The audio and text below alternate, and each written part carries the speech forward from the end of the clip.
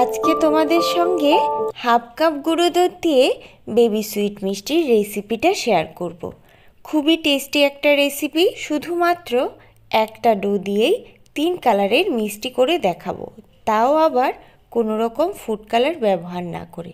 তাহলে চলো রেসিপিটা শুরু করি। এখানে আমি নিয়ে নিয়েছি হাফ কাপ পরিমাণে গুঁড়ো দুধ, হাফ চা চামচ বেকিং পাউডার আর 1 টেবিল চামচ ময়দা। শুকনো উপকরণগুলো ভালো করে মিশিয়ে নিচ্ছি। এটাই কিন্তু সবথেকে বড় কাজ। প্রথমেই যদি ভালো করে না মাখা হয় তাহলে পরে মিষ্টিগুলো শক্ত হয়ে যাবে। এবার দিয়ে দিচ্ছি 2 চা চামচ গলানো বাটার। এর পরিবর্তে ঘি বা তেলও তোমরা ব্যবহার করতে পারো। আবারও ভালো করে মাখিয়ে নিচ্ছি। এবার খামির করার জন্য লিকুইড দুধটাকে জাল দিয়ে ঠান্ডা করে নিয়েছি। এবার অল্প অল্প করে দুধটা দিয়ে আঠালো একটা ডো তৈরি করে নিচ্ছি। আমি এখানে 1/4 কাপ দুধ নিয়েছি। পুরোটা দুধ কিন্তু আমার লাগেনি। ডোটা প্রথম অবস্থায় এইরকম চিটচিটে হয়ে হাতে লেগে থাকবে।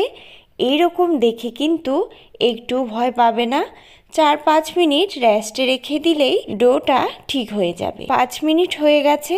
এবার হাতে একটু ঘি, বাটার বা তেল লাগিয়ে ছোট ছোট করে বলের মতো বানিয়ে নিচ্ছি। এই কাজটা একটু ধৈর্য ধরে করতে হবে।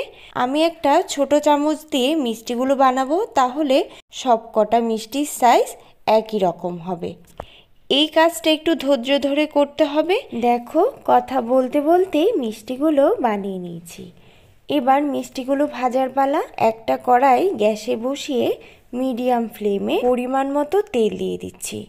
এখানে একটু তেলের পরিমাণটা বেশিই লাগবে। তেলটাকে কিন্তু বেশি গরম করব না, এমনভাবে গরম করতে হবে যাতে একটা আঙুল এইভাবে দিয়ে তেলটা ধরতে পারে। এবার কিছু মিষ্টি আমি তেলের মধ্যে দিয়ে দিই। মিষ্টিটা দেওয়ার পর দেখবে তেলটা কিন্তু সঙ্গে সঙ্গে বুদবুদ করছে না, তাহলে বুঝতে পারছো তেলটা কতটুকু গরম হয়েছে।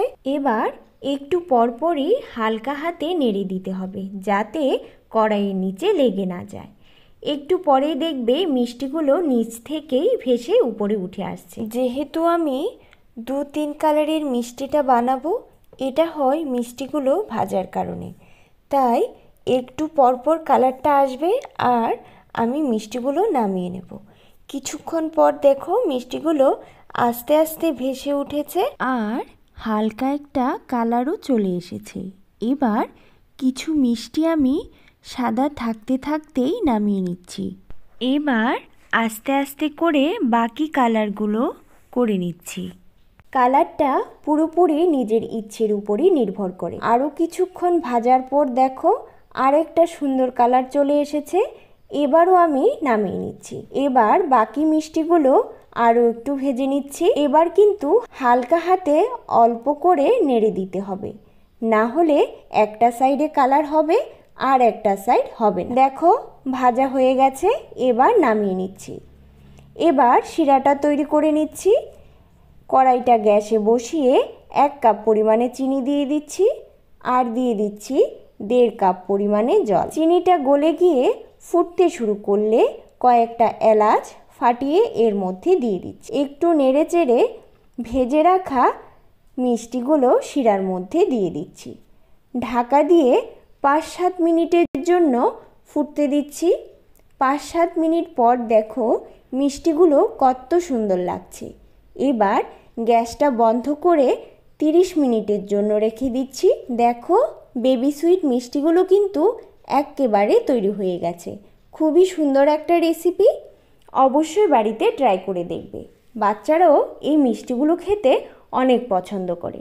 আর আজকের ভিডিওটা যদি তোমাদের ভালো লেগে থাকে তাহলে অবশ্যই একটা লাইক, কমেন্ট, শেয়ার করে চ্যানেলটাকে সাবস্ক্রাইব করে দেওয়ার অনুরোধ রইল।